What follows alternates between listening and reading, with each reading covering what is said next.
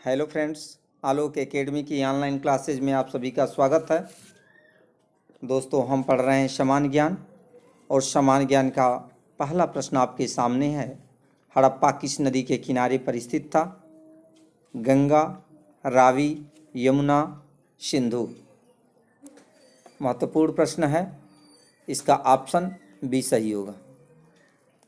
चलिए थोड़ा हड़प्पा के बारे में जानकारी ले लेते हैं।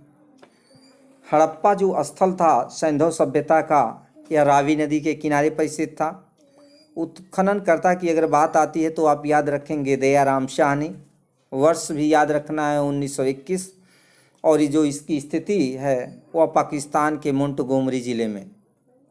इसी प्रकार दोस्तों मोहनजोदड़ो का भी आप याद रखेंगे कि मोहनजोदड़ो जो स्थल था वो सिंधु नदी के किनारे उत्खननकर्ता रखालदास बनर्जी वर्ष 1922 और पाकिस्तान के सिंध प्रांत के लरकाना ज़िला। हड़प्पा और मोहनजोदड़ो दोनों याद रखेंगे। दोस्तों कई बार ये क्वेश्चन आ गया है कि मोहनजोदड़ो का अर्थ क्या होता है, तो आप जानते होंगे कि मोहनजोदड़ो का अर्थ होता है मृतकों का टीला। दोस्तों अगले प्रश्न की ओर चलते हैं। अगला प्रश्न है, सुविख्यात कोहिनूर हीरा किस खान से निकाला गया था? सुविख्यात कोहिनूर हीरा किस खान से निकाला गया था? उड़ीसा, छोटा नागपुर, बीजापुर, गोलकुंडा। ध्यान देंगे, इसका जो ऑप्शन है डी ऑप्शन सही है, गोलकुंडा। दोस्तों गोलकुंडा जो है यह आंध्र प्रदेश में स्थित है, यह आप याद रखेंगे। चलते हैं अगले प्रश्न की ओर। विख्यात यात्री इब्न बतूता आया था पुर्तगाल से, मोरक्को से, चीन से, तिब्बत से। दोस्तों अगर हमारी वीडियो आपको अच्छी लगती हो तो लाइक करेंगे, शेयर करेंगे, और जो नए बंधु हमसे जुड़े हुए हैं वो चैनल को सब्सक्राइब करना न भूलें। दोस्तों ये प्रश्न है कि विख्यात यात्री इब्न बतूता आया था पुर्तगाल से, मोरक्को से, चीन से, तिब्बत से। आप ट्रिक लगाएंगे, ये ऑप्शन बी सही है, मोरक्को। दोस्तों थोड़ा इब्न बतूता के बारे में जानकारी ले लेते हैं।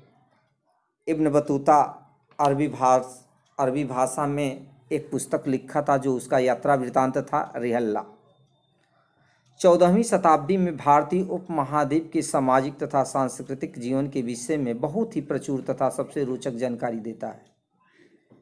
1333 ईस्वी में दिल्ली पहुंचने पर, यानी 1333 ईस्वी में इब्न बतूता जब दिल्ली पहुंचा तो उसकी विद्वता से प्रभावित होकर सुल्तान मोहम्मद बिन तुगलक ने उसे दिल्ली का काजी नियुक्त कर दिया। तो यह भी कई बार प्रश्न देखने को मिलता है कि वह कौन सा विदेशी यात्री था जिसको विद्वता पर खुश होकर राजा ने उसे दिल्ली का काजी नियुक्त कर दिया। तो आप याद रखेंगे इब्न बतूता। चलते हैं अगले प्रश्न की ओर। अगला प्रश्न है, सिख धर्म की पवित्र पुस्तक कौन सी है? ऑप्शन आपके सामने है, भगवत गीता, वीणा, गुरुमुखी, गुरु ग्रंथ साहिब। दोस्तों जो यह प्रश्न है पवित्र पुस्तक का, तो सिख धर्म की पवित्र पुस्तक है गुरु ग्रंथ साहिब। ऑप्शन डी सही है। दोस्तों सिख संप्रदाय की स्थापना का श्रेय गुरु नानक को जाता है और गुरु नानक के अनुयायी जो थे उन्हें सिख कहलाए। ये जो गुरु नानक थे दोस्तों, ये बाबर और हुमायूं के समकालीन थे। दोस्तों यह भी क्वेश्चन कई बार देखने को मिला है कि गुरु नानक का जन्म कहाँ हुआ था, तो आपको याद होगा तलवंडी। दोस्तों गुरु अंगद देव ने गुरुमुखी लिपि, ये जो ऑप्शन जो सी दिखा रहा है यह लिपि है, जो ऑप्शन सी दिखा रहा है ये लिपि है, इसे गुरुमुखी लिपि कहा जाता है। और इसका आरंभ गुरु अंगद देव ने किया था, इसका आरंभ गुरु अंगद देव ने किया था। दोस्तों गुरु अर्जुन सिखों के 5वें गुरु हुए और इन्होंने सिखों की धार्मिक ग्रंथ आदि ग्रंथ की रचना की।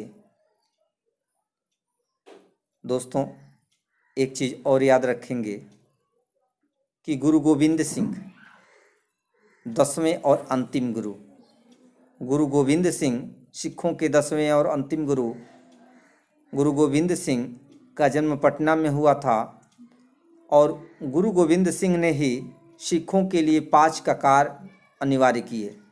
5 ककार।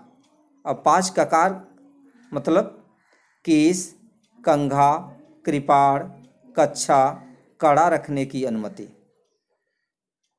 और सभी लोगों को अपने नाम के अंत में सिंह शब्द जोड़ने के लिए कहा। किसने? गुरु गोविंद सिंह ने। दोस्तों ये आप याद रखेंगे।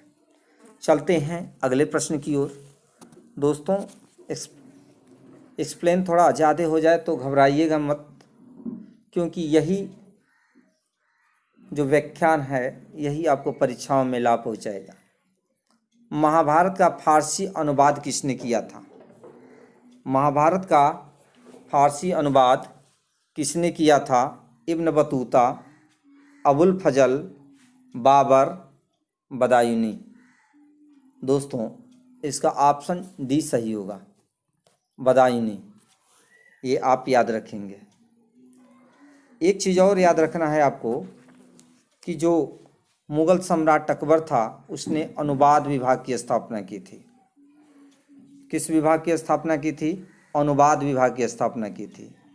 और उस अनुवाद विभाग में नकीब खां, अब्दुल कादिर बदायूनी तथा शेख सुल्तान ने रामायण एवं महाभारत का फारसी अनुवाद किया और महाभारत का नाम रज्मनामा यानी युद्धों की पुस्तक रखा। चलते हैं दोस्तों अगले प्रश्न की ओर। अगला प्रश्न आपके सामने है कि शिवाजी की राजधानी थी। तो शिवाजी की राजधानी थी पूना, रायगढ़, सिंहगढ़, पन्हला। दोस्तों इसका ऑप्शन जो है वो बी सही है, रायगढ़। थोड़ा शिवाजी के बारे में जान लेते हैं। मराठा साम्राज्य के संस्थापक थे शिवाजी। जन्म 6 अप्रैल 1627, शिवनेर का दुर्ग। कई बार यह प्रश्न आ चुका है कि शिवाजी की माता का क्या नाम था? जीजाबाई।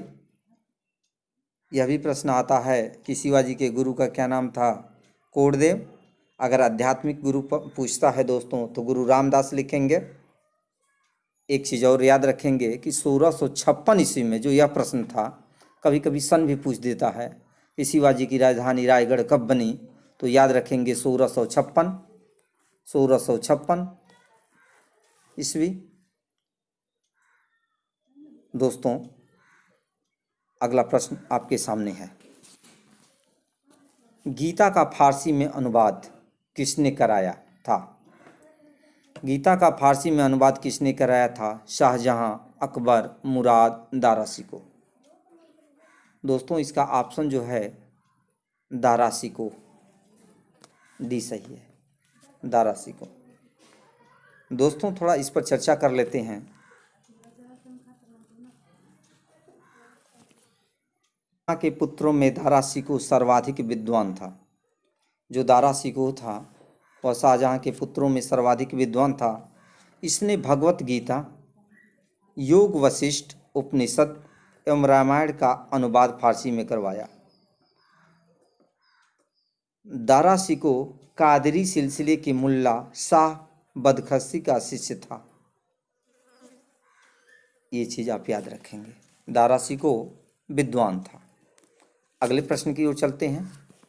मुगल प्रशासन व्यवस्था में मनसबदारी प्रणाली को किसने प्रारंभ किया? मुगल प्रशासन व्यवस्था में मनसबदारी प्रणाली को किसने प्रारंभ किया? शाहजहां, अकबर, जहांगीर, बाबर। दोस्तों इसका ऑप्शन जो है वह बी सही होगा, अकबर। आप याद रखेंगे। अगले प्रश्न की ओर चलते हैं। महात्मा गांधी को अर्धनग्न फकीर, महात्मा गांधी अर्धनग्न फकीर हैं, यह उक्ति है Winston Churchill, Lord Mountbatten, Lord Wavell, Lord Linlithgow. इसका ऑप्शन ई सही है, विंस्टन चर्चिल। अगले प्रश्न की ओर चलते हैं। अगला प्रश्न है, वल्लभ भाई पटेल को सरदार की उपाधि किसने दी? यह प्रश्न कई बार आ चुका है। वल्लभ भाई पटेल को सरदार की उपाधि किसने दी? राजा जी, गांधी जी, नेहरू, बारदोली की महिलाएं। दोस्तों इसका ऑप्शन डी सही है, बारदोली की महिलाएं। दोस्तों वीडियो कैसा लगा आप हमें बताएंगे। लेते हैं विदा, धन्यवाद।